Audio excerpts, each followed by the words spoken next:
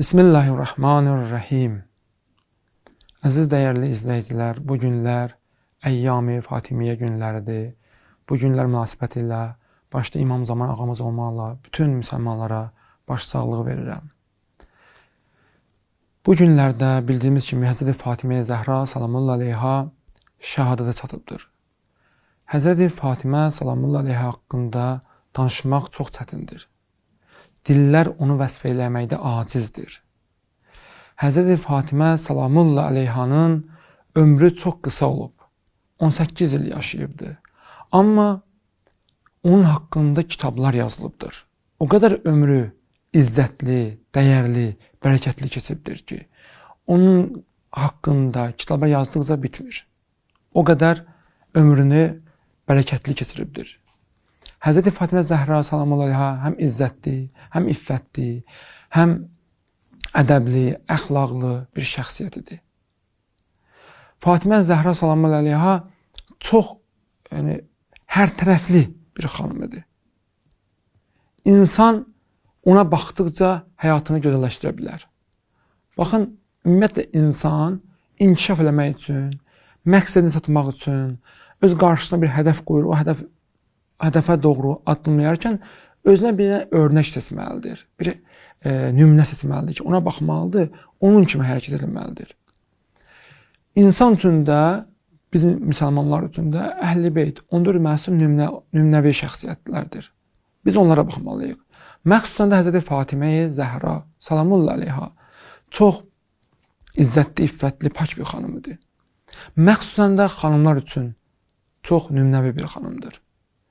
Biz Həzrəti Fatimə salamullah əleyhanın həyatına nəzər salanda, istir onun uşaqlığı, istir onun gəncliyi, ailədə yaşadığı dövrləri çox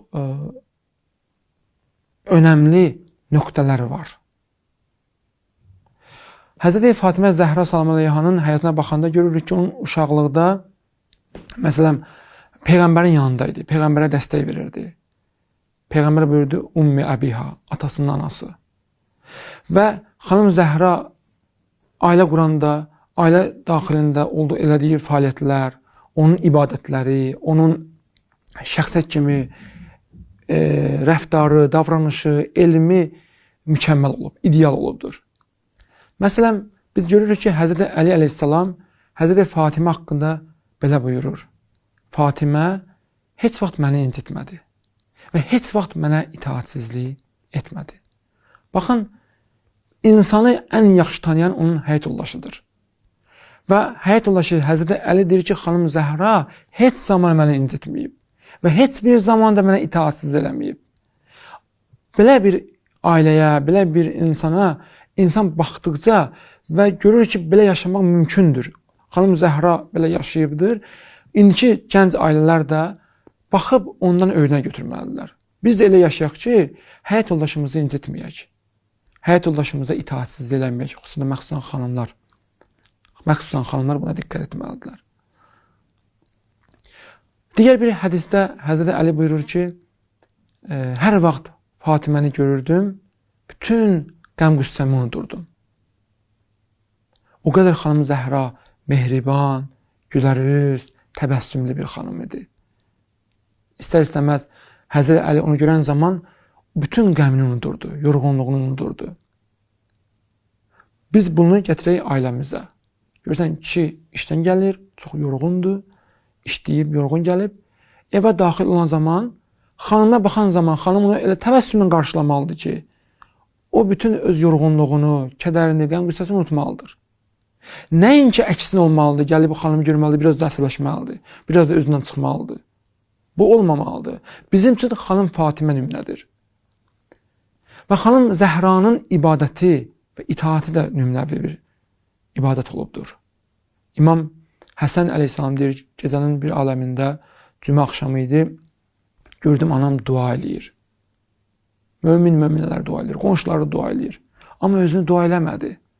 Dedim, ana, hamını dua elədin, bəs özünü nə dua eləmədin? Dedi, əvvəl qonşu, sonra ev əhli. Fədakar bir xanım idi. Egoist biri deyildi, ancaq özünü düşünmürdü. Yalnız mən özüm, ailəm üçün yox, qohum, qonşu, möminlər, möminələr, müsəlmanlar onları dua edirdi, onları düşünürdü. Sonra deyirdi ki, özümüz. Və Həzrəti Fatimə Zəhra təkcə bununla kifayətlənmirdi. İbadəti öz yerində, itaati öz yerində, ailədə xidməti, elmi xidmətləri hamısı yerində idi.